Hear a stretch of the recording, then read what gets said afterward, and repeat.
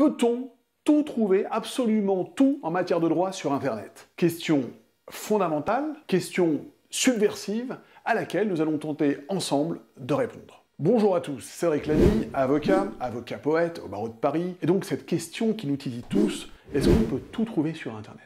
Tout. Je suis avocat, donc je vais vous parler de droit. Est-ce qu'on peut trouver toutes les solutions, tous les contrats, en matière de bail commercial, de droit du travail, de mise en demeure, d'assignation, de procédure? Est-ce qu'on trouve tout sur Internet? Et puis en fin de compte, la question qu'on peut se poser, c'est pas grave, est-ce que on a encore besoin des avocats? Très bonne question, il faut pas avoir peur de se remettre en question. Vous savez, l'âge de pierre ne s'est pas terminé par manque de pierre. L'âge de pierre s'est terminé parce que on passait à autre chose, et si on ne sait pas s'adapter, eh bien on disparaît. Donc, je pense qu'il est fondamental qu'on sache, hein, que vous sachiez, vous justiciables, vous confrères, ce qu'il en est de la question. Alors, je vais me livrer un exercice en toute simplicité, un exercice d'analyse personnelle. Eh bien, écoutez, Internet, c'est le temps des choix. C'est le temps du choix et c'est le temps du temps. Pourquoi? C'est vrai que si vous googlisez, on va prendre un exemple, je signe un bail commercial, d'accord? Et je googlise bail commercial. C'est vrai que je suis justiciable, je me mets à la place d'une personne qui est justiciable, d'accord, qui est pas avocat, un peu comme, si vous voulez, une personne qui rentre dans une pharmacie et qui n'est pas médecin. Bon, pourquoi pas, ou qui va ouvrir le dictionnaire Vidal. Donc, je signe, comment signer un bail commercial? Les précautions à prendre pour signer un bail commercial. Faites l'essai, et là, vous allez avoir des millions, peut-être des milliards de résultats.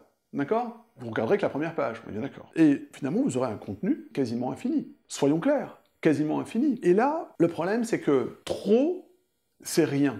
Parce que cette profusion d'informations s'avère finalement quasiment impossible à sélectionner de façon avertie, si l'on n'est pas soi-même averti. On ne peut pas sélectionner en fonction de la pertinence, en fonction du caractère autorisé. Quand je dis autorisé, c'est qui a écrit ce truc-là? Est-ce que c'est un avocat qui est réellement autorisé? Est-ce que c'est une legal tech dans laquelle il n'y a pas d'avocat? Est-ce que c'est un stagiaire? Vous n'en savez rien. Et quand vous le savez, vous ne savez pas si la personne autorisée, vous pouvez compter sur elle. Est-ce que le site est officiel, pas officiel, etc., etc. Donc déjà, il y a la source, qu'on va avoir beaucoup de mal à identifier sur Internet et surtout à appréhender. Et au-delà de la source, il y a le contenu. C'est-à-dire que trop d'informations, finalement, ça noie. Moi, je suis souvent face à mes clients, je peux vous dire, comme je le fais d'ailleurs sur les vidéos de cette chaîne, si vous les voyez, que 1, je simplifie, 2, je simplifie, et 3, je simplifie.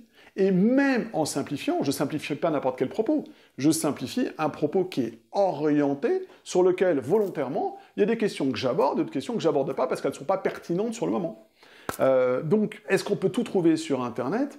Non, c'est le contraire. On ne peut rien trouver sur Internet qui peut remplacer un conseil d'avocat, et je crois que le parallèle qui me semble le plus parlant, parce qu'il touche à la santé, d'accord?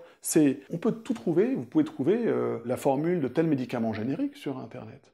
Vous pouvez trouver, si vous voulez vous spécialiser en neurochirurgie, vous pouvez trouver des choses très intéressantes, et même des vidéos explicatives, et même des tutos avec des opérations chirurgicales.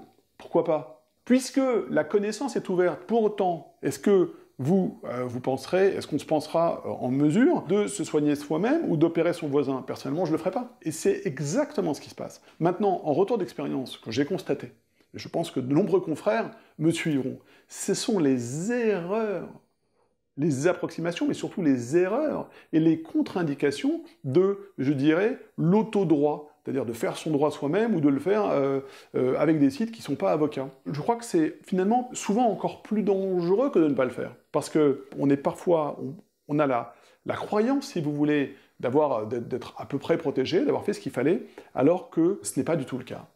Donc, est-ce qu'on a toujours besoin de l'avocat? Je pense que oui, c'est fondamental, et je ne dis pas ça parce que je suis avocat. L'idée de cet exposé, c'est vous dire ce qu'en pense un avocat par rapport à son vécu. D'accord? Oui, on a toujours besoin d'un avocat.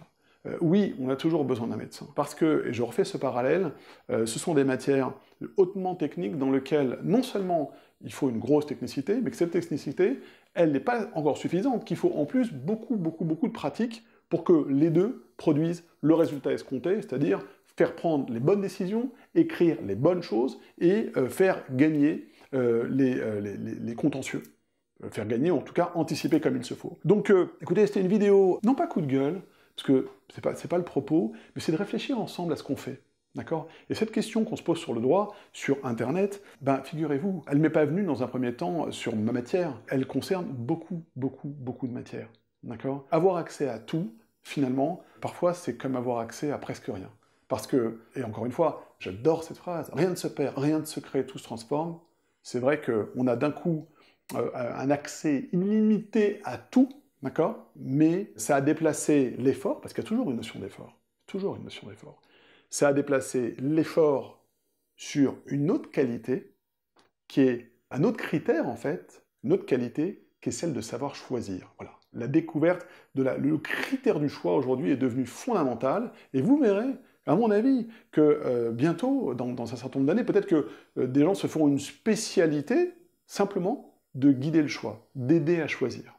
Et là, aucun algorithme ne remplace l'esprit humain dans la faculté de choix. Voilà. J'espère que ce sujet vous a plu. Si vous voulez réagir, débattre avec moi, me poser des questions, échanger surtout, n'hésitez pas à mettre des commentaires, avec grand plaisir. Si vous avez apprécié et vous souhaitez des sujets, des vidéos de ce type de tonalité, eh ben, faites-le moi savoir. Si vous voulez, vous connaissez le principe, vous mettez un pouce, 2 pouces, un bras, une jambe, ce que vous voulez. Si vous voulez vous abonner, eh ben, le faites pas parce que les prochaines vidéos vont être encore plus impertinentes. Voilà, sur ce, je vous dis donc à très bientôt et surtout, profitez de la vie et n'oubliez pas que si on fait tout ça, c'est pour la beauté du geste.